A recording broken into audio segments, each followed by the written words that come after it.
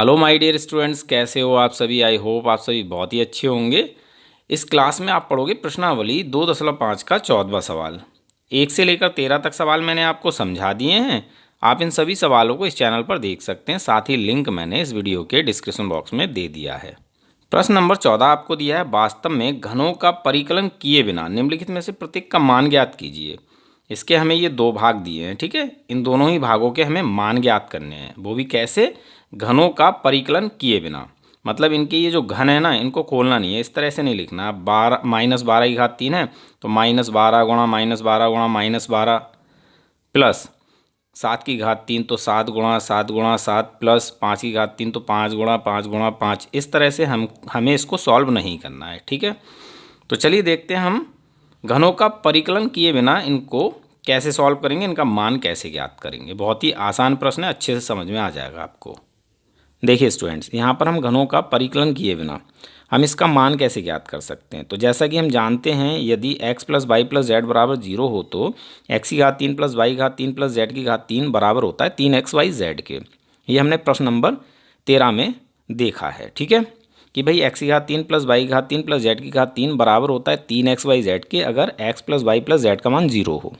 इसका मतलब क्या है, पहले इसका मतलब समझो, ठीक है। अगर किन्हीं तीन संख्याओं का योगफल 0 है तो इन्हीं तीनों संख्याओं के घनों का योगफल इस रूप में प्राप्त होगा। तो इसी चीज़ का प्रयोग हम इस प्रश्न को सॉल्व करने में करने वाले हैं, ठीक है। यहाँ हमारा -12 x हो जाता है, 7 y हो जाता है और 5 z हो जाता है। तो सबसे पहले हमें क्या करना है, -12, 7 और 5 इन तीनों संख्याओं का योगफल देखना है कितना है। अगर हमें 0 प्राप्त हो जाता है तो इनके घनों का योगफल हमें इस रूप में मिल जाएगा, ठीक। तो आपको लिखना है, चूँकि -12 + 7 + 5 बराबर, ब्रैकेट हटाते हैं तो -12 + 7 + 5, तो ये कितना हो जाएगा भाई, माइनस की संख्या ये सेम रहेगी और ये दोनों प्लस की ये जुड़े जाएंगे तो ये हो जाएगा +12। तो भाई क्या मिलेगा, -12 + 12 घट जाएगा, 0 मिलेगा। तो हमें इन तीन संख्याओं का योगफल 0 मिला है, तो इन तीनों संख्याओं के घनों का योगफल हमें किस रूप में मिलेगा, इस रूप में मिलेगा। क्योंकि x + y + z का मान अगर 0 है तो इनके घनों का मान 3xyz होता है। इसी प्रकार से अगर इन संख्याओं का योगफल 0 है तो इनके घनों का योगफल क्या होगा भाई, इस रूप का होगा, ठीक है ना। तो आपको लिखना है, इसीलिए अब इनके हम घन लिख लेते हैं। -12 का घन प्लस 7 का घन प्लस 5 का घन, ठीक है, किसके बराबर होगा भाई, इसके बराबर होगा। तो 3 गुणा में x हमारा यहाँ होगा -12 और y होगा हमारा 7 और z होगा हमारा 5, ठीक है। इन सब की गुणा कर लो तो आपको मिलेगा भाई -1260। यही आपका आंसर हो जाता है। यहाँ हमने घनों का परिकलन किए बिना ही मान ज्ञात किया है, ठीक है। इसी प्रकार से हम सेकंड पार्ट को सॉल्व कर लेते हैं।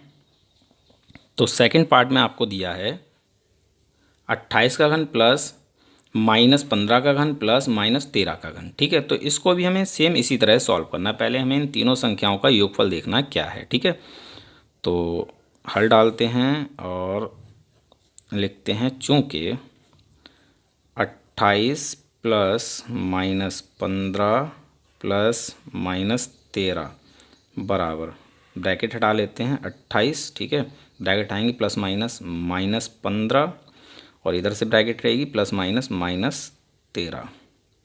तो ये तो प्लस की संख्या है, ये सेम लिखिए, ये दोनों माइनस की आपस में जुड़ जाएंगी, है ना। तो 15 और 13 कितना हो जाएगा भाई, 28 हो जाएगा, किसका, माइनस का, ठीक।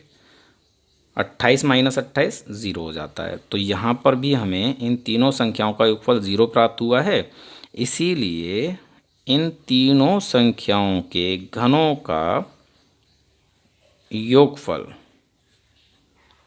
क्या होगा भाई, 3 गुना 28 गुणा -15 गुणा -13, ठीक है ना भाई। तीनों संख्याओं के गुणनफल का 3 गुना, इन सब की हम गुणा करेंगे तो हमें मिलेगा 16,380 प्लस का, क्योंकि ये माइनस की संख्या है, ये भी माइनस की संख्या है, माइनस गुणा माइनस प्लस हो जाएगा, ठीक है। और सारी प्लस की संख्या है तो हमें आंसर प्लस में मिलेगा। ठीक है, तो ये हो गया हमारा भाई सेकंड पार्ट का आंसर। तो उम्मीद है सवाल आपको समझ में आ गया होगा। मिलते हैं अपने अगली वीडियो क्लास में।